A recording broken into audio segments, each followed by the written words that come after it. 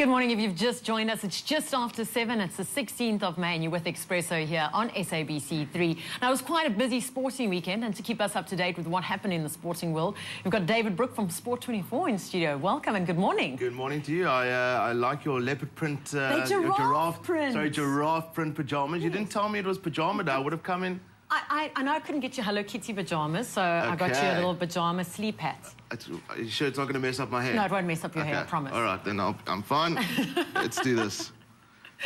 Now, it was quite a busy weekend. You didn't sleep through the whole weekend. You were busy watching sport the whole time. It was a busy weekend. Super 15, quite an upset there with the Stormers. Yeah, the Stormers lost again. You know, that was a proper game of two halves, and Stormers go up 23 in the first half, and second half they just went to sleep. Schalk Burger afterwards said there was an absolutely disgusting performance. And it's nice to see a bit of honesty, you know, from the captain. They get him straight after the game. He's still sweating, blood pouring everywhere.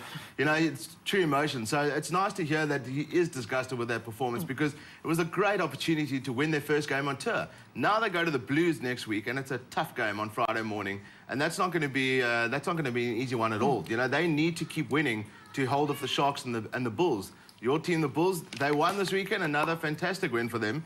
They absolutely destroyed the Rebels. 47-10. Wynand Olivier, he cops a lot of criticism. He got a hat-trick of tries. But now the one that you would put your house on the Crusaders to beat the Cheetahs. Yes, everyone was saying that. You know, last week the Crusaders went to Newlands and they beat the Stormers. This week they go to the Cheetahs expecting a win, and the Cheetahs absolutely closed down their entire team, including Sonny Bill. You know, and they came away with the victory, which was just brilliant for them. And they've hit a bit of form, and unfortunately it's probably a bit too late for them. But you know, there's a big game coming up. The Lions also won away from home. Quite an interesting one as well. Yeah, they beat the Brumbies in Australia. So sometimes, you know, playing away from your home crowd with the pressure off, there's nothing to lose.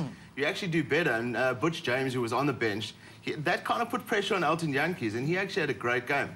But the big one this weekend is Bulls Sharks. Sharks had a bye last weekend, so they well rested, and the Bulls have to beat the Sharks to stay with the pack. If the Sharks win, pressure's on Stormers. You know, on Friday the Stormers play. If they don't win, the Sharks can overtake them in the conference. This is where you don't know where your loyalties lie. You've got to support a South African team, because you can't let them win against the overseas teams. And then, of course, going overseas to football, Man United did well, keeping it local. In soccer, Orlando Pirates doing well this weekend. It was, you know, we chatted before about the week of finals and all that leading up to that. But this weekend was a big one in overseas and here. It was a party in Manchester. You know, Manchester United needed a draw, 1 point at Blackburn Rovers. They went down a goal, and then they came back and scored a penalty through Wayne Rooney, who's a man for the moment. You know, the guy's just got the guts, he's got the BMT, and he slotted a penalty so confidently. United won their 19th title, overtaking Liverpool. I'm sure a lot of people in South Africa will be upset about that.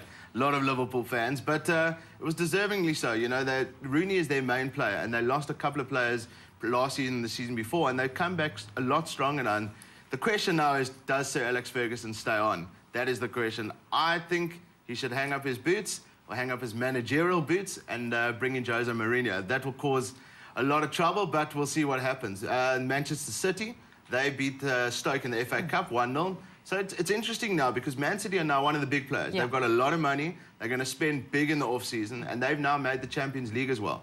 So the rivalry is now really heating up. In previous years, the rivalry has always been Man United way above and City below them. But now, all of a sudden, City have caught up.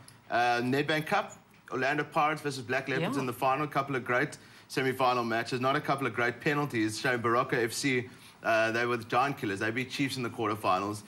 They came up against Black Leopards, and they went to extra time and then penalties. Unfortunately, their penalties just weren't good enough. I was holding thumbs for them, because they seem to be doing quite well, coming up as the newbies and the underdogs this season. You know, it's always good. And just before we go, we got some sad news over the weekend. Yeah, Joos van der Westhuizen, unfortunately, was diagnosed with motor neuron disease. It's a very similar disease to what Andre Venter has, but unfortunately, it's a lot worse. You know, over the weekend, there's been tributes pouring into for Joos. You know, the last few years haven't been great for Joos, but you know, at the end of the day, he's still a Springbok legend, and it's terrible to see our sporting legends go down with this kind of illness. You know, we wish him everything. Well, I personally wish him everything of the best. All of the best. Well, thank you so much for joining us, and I love your pajama hat. Can I take this home with you? You can take it home with you. Right. No, we need it for later in the show. Okay. Now, next up, we've got a fabulous guest who makes a difference in the community. He's a talented singer, and Katlego's chatting to him next.